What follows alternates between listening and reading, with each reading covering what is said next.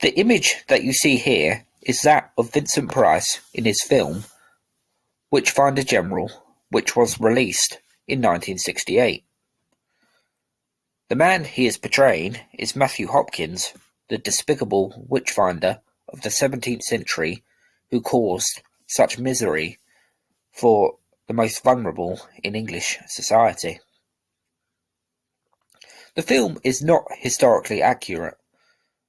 Vincent Price is aged in his 50s at the time of the film, whereas the real Matthew Hopkins was no older than 28 when he died in 1647. At the end of the film, Price's Hopkins is beaten to death by an English Civil War soldier, whereas in reality the real Hopkins died of probably tuberculosis in his bed. And there are other inaccuracies throughout the film, but one of the most significant is that of the character of Elizabeth Clark. In the film, she is played by a young woman who is burned at the stake. However, in reality, Elizabeth Clark was an 80-year-old widow who was also missing a leg. She is one of the most tragic cases in the story of Matthew Hopkins, and really personifies just how evil he actually was. The real Elizabeth Clark was executed by hanging and not burning at the stake, and I shall go into detail on her further into the video. Matthew Hopkins was born in 1619, or around that year at least. In 1634 his father died, and Matthew inherited some money. When he was old enough, he moved to Manningtree in Essex, where he bought himself an inn, and slowly his stature began to grow, and in the 1640s he would develop a career for himself in the art of witch-finding. He didn't work alone, however, and he worked alongside a man named John Stern. Hopkins claimed that in 1644 he overheard some witches making a pact with the devil. However, it was actually John Stern who made the first accusations in his and Hopkins' jurisdiction, which centred around East Anglia, although would branch out occasionally into surrounding areas. In 1645, 23 women went on trial at Chelmsford, accused by Stern and Hopkins of witchcraft.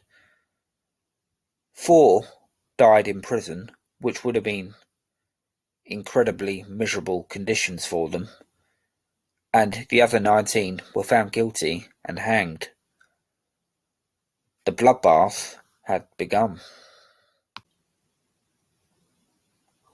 To draw confessions out of their chosen victims and thereby making convictions easier, Hopkins and Stern had various methods for extracting what they wanted to hear from the supposed witch that was now at their mercy. One of these included pricking, which would involve a needle-type instrument being stabbed into the victim. If the victim didn't bleed, this will be considered a sign that there may be a witch in front of them, or supposedly in front of them. This, however, was not considered enough to prove that the individual was in fact a witch.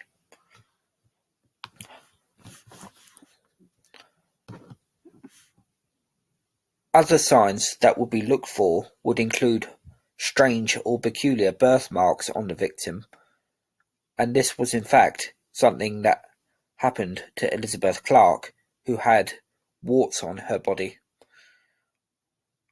Obviously now we know that this is a total nonsense. Elizabeth, as I mentioned earlier in the video, was 80 and warts were only a natural sign of her aging, but this was taken as a sign of a witch. What made things easier for Hopkins and Stern, being the two despicable criminals that they were, was the fact that there was a civil war going on, and that their uncouth and cruel methods of interrogation, as they may have called it,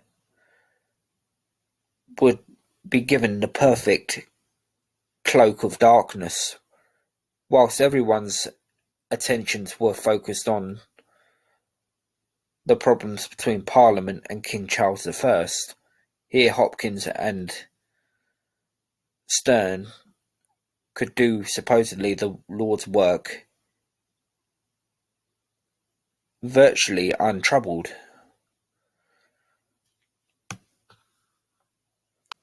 One of the women to die at the Chelmsford witch trials of 1645 was Elizabeth Clark, the 80-year-old woman who was a widow and missing a leg.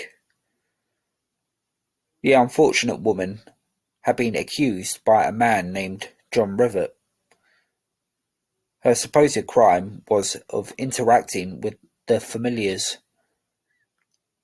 of the devil.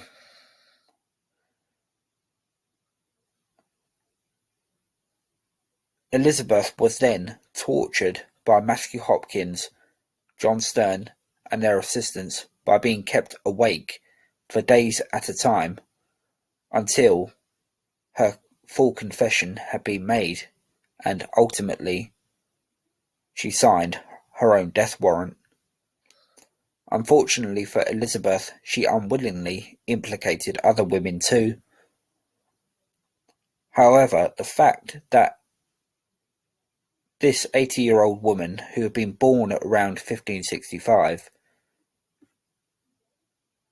had been able to withstand this sort of punishment is quite remarkable, and a testament to her and her character. Even just to live to 80 years old as a poor woman in 16th and 17th century is quite remarkable. She was born during the reign of Elizabeth I and would die during the English Civil War. The history that she herself would have seen is something to behold, really. And she is a woman that I believe deserves to be remembered, along with the other many, many women that were executed by Hopkins and Stern, and the men that died alongside them, of which there were a number.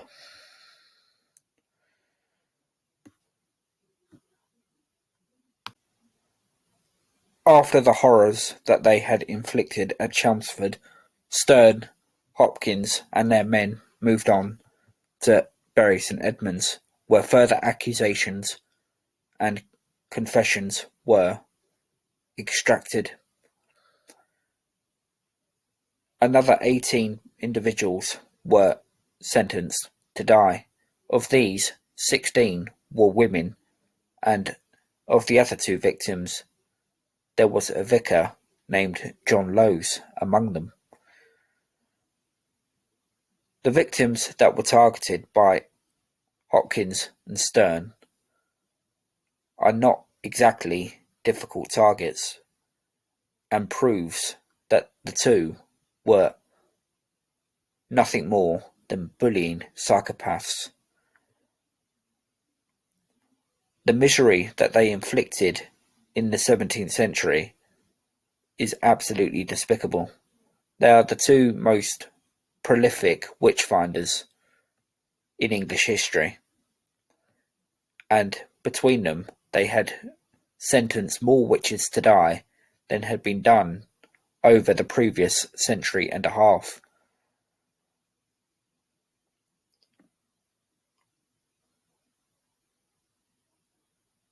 It would have been nice to imagine that Hopkins died in the way that he had done in Vincent Price's film, that somebody had just come along and battered him to death.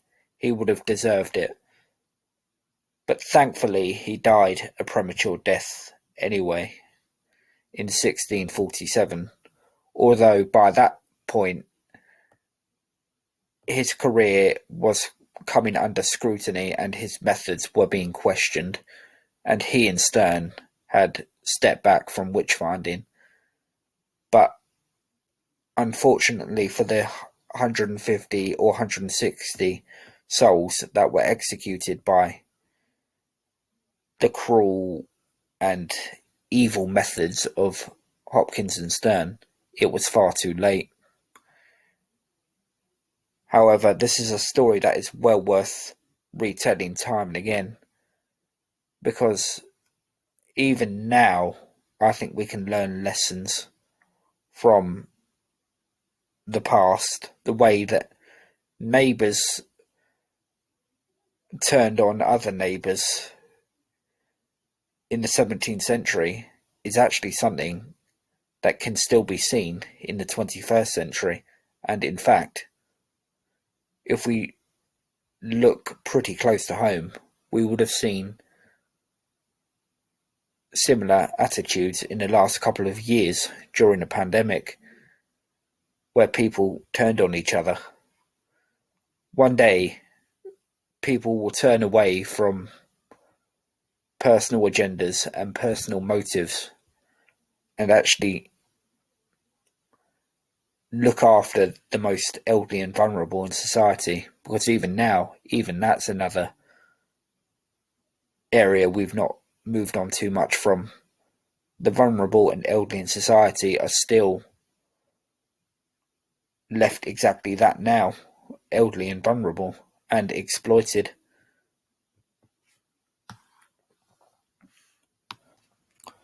So have we learned lessons from the days of Matthew Hopkins? As I've just mentioned, we're still seeing people turning on each other during the pandemic. We still don't treat the elderly with the reverence and respect that they deserve. And in some cases, we still treat them pretty wretchedly.